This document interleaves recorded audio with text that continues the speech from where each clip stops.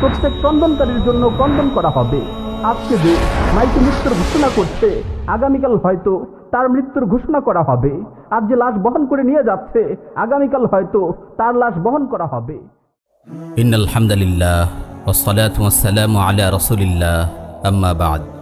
প্রিয় ভাই ও বোনেরা, আমি আজকের এই আলোচনার মাধ্যমে গুনাহ করতে করতে ধ্বংসের দ্বারপ্রান্তে পৌঁছে যাওয়া হৃদয়গুলোকে ধ্বংসস্তূপ থেকে তুলে আনতে চাই। বিভ্রান্তি আর কুপ্রবৃত্তিতে ডুবে থাকা অন্তরগুলোকে সতর্ক করতে চাই।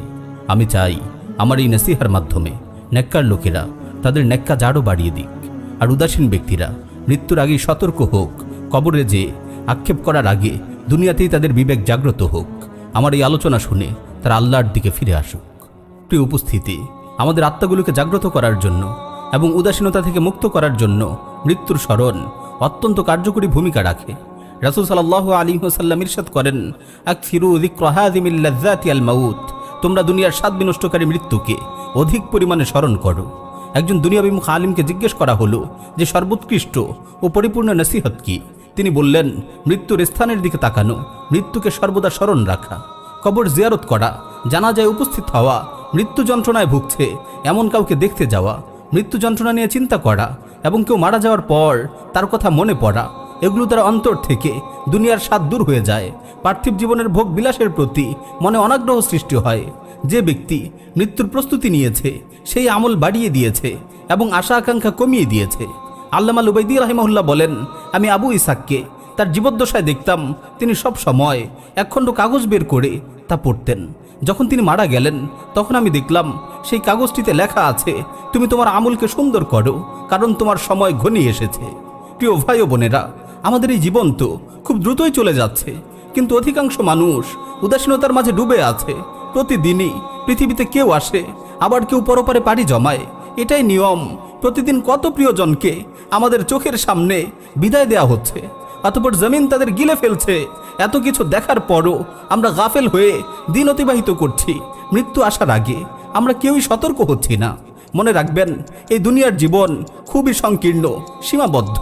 নির্দিষ্ট সময় অতিবাহিত হয়ে গেলে তাতে সমাপ্তি আসবেই। ভালো খারাপ সকলেই মৃত্যুর স্বাদ আস্বাদন করবে। সৎকর্মশীল মুত্তাকী ব্যক্তিকে যেমন দুনিয়া থেকে বিদায় নিতে হবে, অসৎকর্মশীল পাপিষ্ঠ ব্যক্তিকেও এই ইহকাল ত্যাগ করতে হবে। বীর মুজাহিদরা যেমন ইন্তেকাল করবে, পিছনে পড়ে থাকা ভীতু কাপুরুষ লোকেরাও দুনিয়া ছেড়ে চলে যাবে। সেসব মহামান্বিত ব্যক্তিরাও মৃত্যুবরণ করবেন যারা দুনিয়াতে পরকালের পাথে অর্জন করেছেন।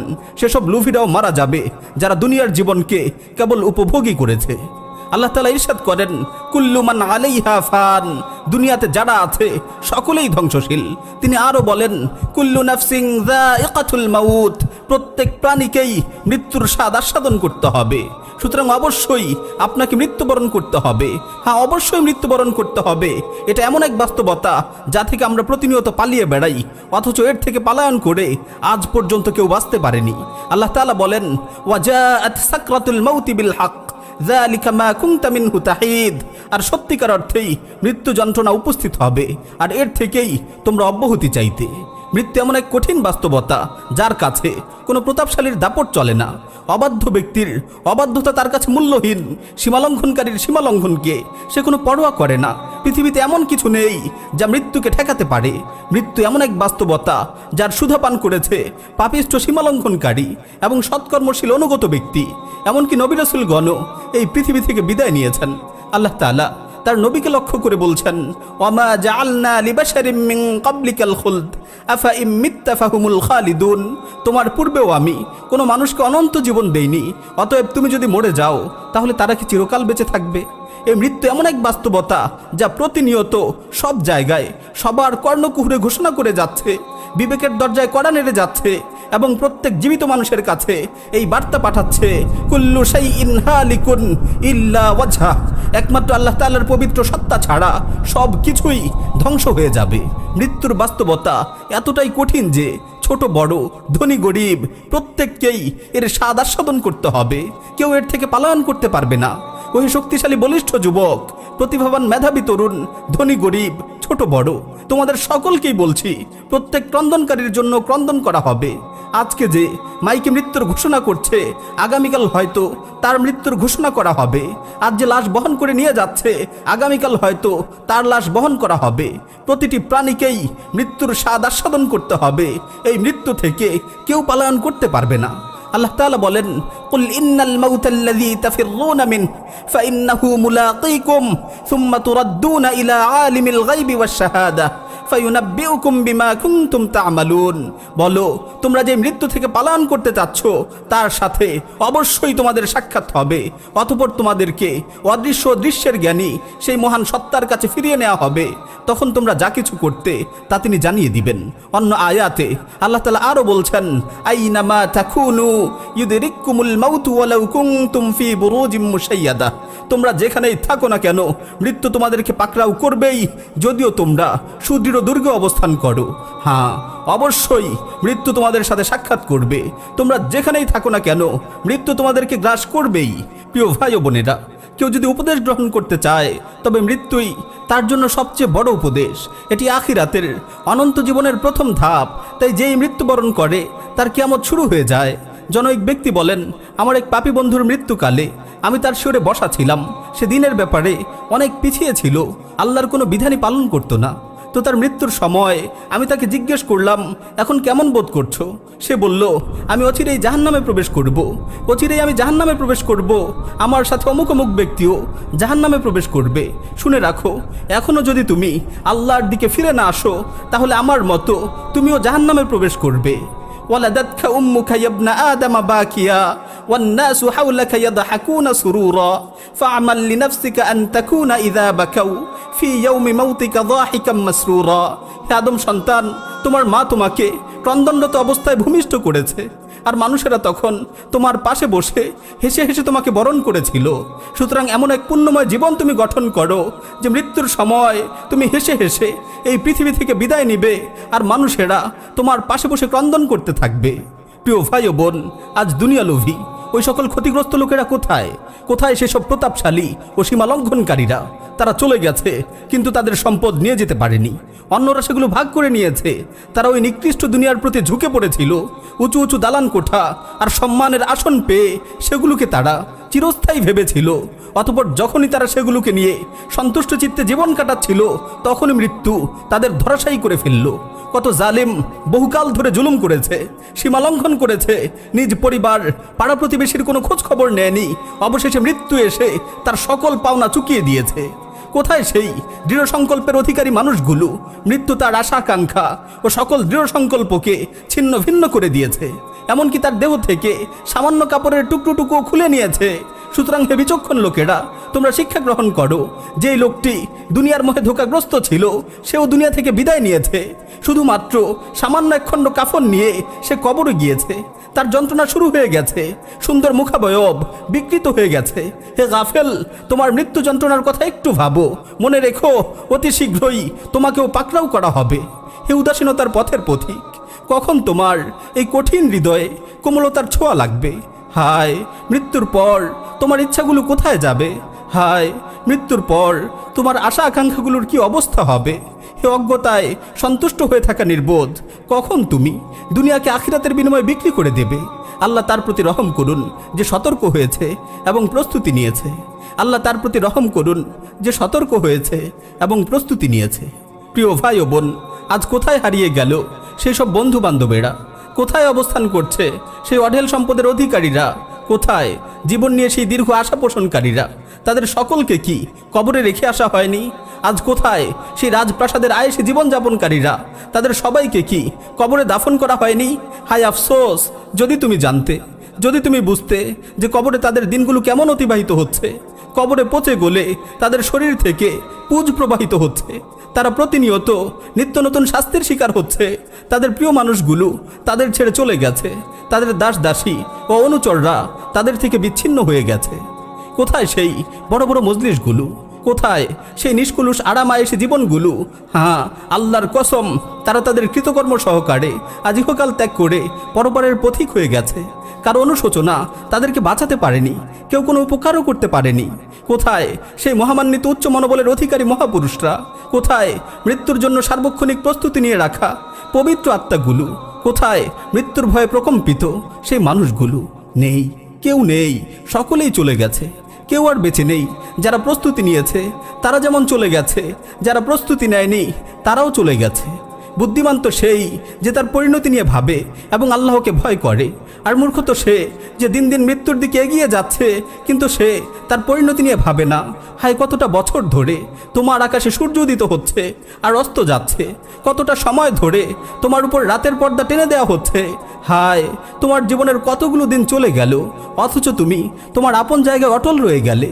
তোমার দিনরাত অতিবাহিত হচ্ছে কিন্তু এখনও তুমি তোমার সেই অন্যায় অপরাধে লিপ্ত রয়েছ। দয়াময় প্রতিপালক তোমাকে কত নিয়ামত রাজি তারা ঢেকে রেখেছেন, অথচ তুমি তারই অবাধ্যতায় জীবন কাটাচ্ছ।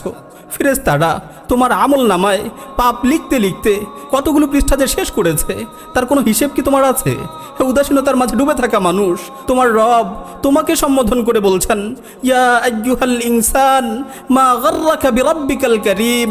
হে মানুষ, কিসে তোমাকে তোমার মহামহিম পালনকর্তা সম্পর্কে বিভ্রান্ত করলো? হে মানুষ, কিসে তোমাকে তোমার মহামহিম পালনকর্তা সম্পর্কে বিভ্রান্ত করলো? হে গাফিল, মৃত্যু তোমাকে বহুবার সতর্ক করেছে, কখনো তোমার আত্মীয় স্বজনের মৃত্যুর মাধ্যমে, কখনো তোমার বন্ধু বান্ধব পাড়া প্রতিবেশীর মৃত্যুর মাধ্যমে, অথচ তুমি তা দেখেও সতর্ক হওনি। তুমি সব সময়ের মতো হেলায় খেলায় মেতে রইলে। হে গাফিল, তুমি মৃত্যু যন্ত্রণার কথা ভাবো, তোমাকে যখন কবরে নামানো হবে সেই দৃশ্যটি চিন্তা করো, প্রিয়জনদের থেকে চির বিদায় নেওয়ার বিষয়টি ভাবো। আমার দুঃখ হয় সেসব জবানের জন্য যে জবানগুলো খারাপ কথা বলে, এমন বাক্য উচ্চারণ করে যেগুলো দ্বারা গুনাহ ছাড়া তার আমলনামায় আর কিছুই লেখা হয় না। হে আল্লাহর বান্দা, কিভাবে তুমি আল্লাহ রাব্বুল আলামিনের সেই কথাটিকে ভুলে গেলে? তিনিই তো বলেছেন, আল ইয়াউমা নাখতিমু আলা আফওয়াহিহিম, আজ আমি তাদের মুখে মোহর এঁটে দেব। আফসোস সেসব হস্তগুলোর জন্য যেগুলো হারামের দিকেই প্রসারিত হয়। হে আল্লাহর বান্দা, কিভাবে তুমি আল্লাহ তাআলার সেই কথাটি থেকে গাফেল হয়ে রইলে? আল্লাহ তাআলা কি বলেননি, ওয়া তুকাল্লিমুনা আইদিহিম, আজ তাদের হাত আমার সাথে কথা বলবে। আফসোস সেসব পাগুলোর জন্য যেগুলো অন্যায়ের দিকে ধাবিত হয়। হে আল্লাহর বান্দা, কিভাবে তুমি আল্লাহর সেই বাণীটিকে ভুলে রইলে? তিনিই তো বলেছেন, ওয়া তাশহাদু আরজুলুহুম, আর তাদের পাগুলো আজ সাক্ষ্য দেবে। আমার দুঃখ হয় সেই সব দেহগুলোর জন্য যেগুলো হারাম ভক্ষণ করে বেড়ে উঠেছে। হে আল্লাহর বান্দা, কেন তুমি এই হাদিসটির কথা ভাবলে না যে অবৈধ সম্পদে যেই দেহ বেড়ে উঠে তার জন্য জাহান্নামী অধিকতর উপযোগী? হে 20 বছরের নওজোয়ান, তোমার আশপাশে চেয়ে দেখো, তোমার কত পাড়া প্রতিবেশী দুনিয়া থেকে বিদায় নিয়েছে। হে 30 বছরের যুবক, তুমি যৌবনকাল পূর্ণরূপে পেয়েছ, কিন্তু মৃত্যুর জন্য কি প্রস্তুত করেছ? হে 40-এর কোঠায় উপনীত হওয়া ব্যক্তি, তোমার যৌবনে ভাটা পড়েছে, অথচ এখনও তুমি অবহেলায় ডুবে আছো। হে 50-এর কোঠায় উপনীত হওয়া লোক, তুমি ফসল বুনেছ, আজ তা পেকে গেছে। তুমি অর্ধশত বছর অতিক্রম করে ফেলেছ, অথচ তুমি তোমার নিজের সাথেই ইনসাফ করনি। হে 60-এর কোঠায় উপনীত হওয়া বৃদ্ধ, তোমাকে হিসাবের দিকে আহ্বান করা হচ্ছে, কারণ তুমি এখন মৃত্যুর সাথে লড়াই করছো। হে 70-এর কোঠায় উপনীত হওয়া বৃদ্ধ, হিসাব করো তো দেখি তুমি আখিরাতের জন্য কি পাঠিয়েছো আর দুনিয়াতে কি রেখে যাচ্ছ। আল্লাহর কসম, যে ব্যক্তি আজ কারো খাটিয়া বহন করছে, অচিরেই এমন একটি দিন আসবে যেদিন অন্যরা তার খাটিয়া বহন করবে। আজ যে ব্যক্তি কবরস্থানে যাচ্ছে জিয়ারত করার জন্য, এমন একদিন আসবে যেদিন তার কবর অন্যরা জিয়ারত করবে। আজ যে কাউকে দাফন করে কবরস্থান থেকে বাড়িতে ফিরে আসছে, অচিরেই এমন একটি দিন তার জন্য অপেক্ষা করছে যখন তাকে দাফন করে লোকেরা বাড়িতে ফিরে আসবে। ওই কবরই হবে তার শেষ ঠিকানা। হযরত ওমর রাদিয়াল্লাহু তাআলা আনহু সর্বদাই এই কথা বলতেন যে মানুষ প্রতিদিন বলে, আজ অমুক মারা গেছে, আজ অমুক মারা গেছে, অমুক জায়গায় আজ অমুক ব্যক্তি মৃত্যুবরণ করেছে। অচিরেই এমন একটি দিন আসবে যখন মানুষ বলতে থাকবে, আজ ওমর মারা গেছে। অবশেষে ঠিকই সেই দিনটি চলে এলো যেদিন ওমর রাদিয়াল্লাহু তাআলা আনহু ইন্তেকাল করেছেন। প্রিয় ভাই, একদিন মসজিদের মিনার থেকে আমাদের মৃত্যুর সংবাদও ভেসে আসবে। লোকে বলবে, আজ অমুক মৃত্যুবরণ করেছে, কিন্তু সেই মৃত্যুর জন্য আমাদের কি কোনো প্রস্তুতি রয়েছে? একদিন কাঁধে বহন করে আমাদের কবরে রেখে আসা হবে, কিন্তু সেই অন্ধকার কবরের জন্য, সেই অন্তিম সফরের জন্য আমরা কি কিছু প্রস্তুত করেছি? জনৈক লোক তার এক মৃত আত্মীয়কে স্বপ্নে দেখল। সে তাকে স্বপ্নে জিজ্ঞেস করলো যে তুমি কেমন আছো? সে উত্তরে বলল, একটি বিষয় আমি খুব অনুতপ্ত, তা হলো আমি সব কিছু জানতাম কিন্তু আমল করতাম না। তোমরাও জানো কিন্তু আমল করো না। আল্লাহর কসম, একটি বা দুটি মাত্র তাসবিহ অথবা 1 বা 2 রাকাত নামাজ আমাদের আমল নামায় দুনিয়া এবং দুনিয়াতে যা আছে সব কিছু থেকেও অনেক দামি। হে প্রিয় ভাই ও বোন, কোথায় এত সব ওয়াজ নসিহতের প্রভাব, কোথায় পবিত্র কালামুল্লার প্রভাব? আমাদের অন্তরে তো এত সব নসিহত আয়াত হাদিসের কোনো প্রভাবই পড়ে না। আমাদের জীবনে পবিত্র কোরআন কোনো প্রভাবই সৃষ্টি করে না। আসুন একটু মনোযোগ দিয়ে আল্লাহর এই আয়াতটি শুনি। আল্লাহ তাআলা বলছেন, আফারাআইতা ইন মাত্তা'নাহুম সিনিন সুম্মা জাআহুম মা কানু ইউআদুন মা আগনা আনহুম মা কানু ইউমাত্তাউন।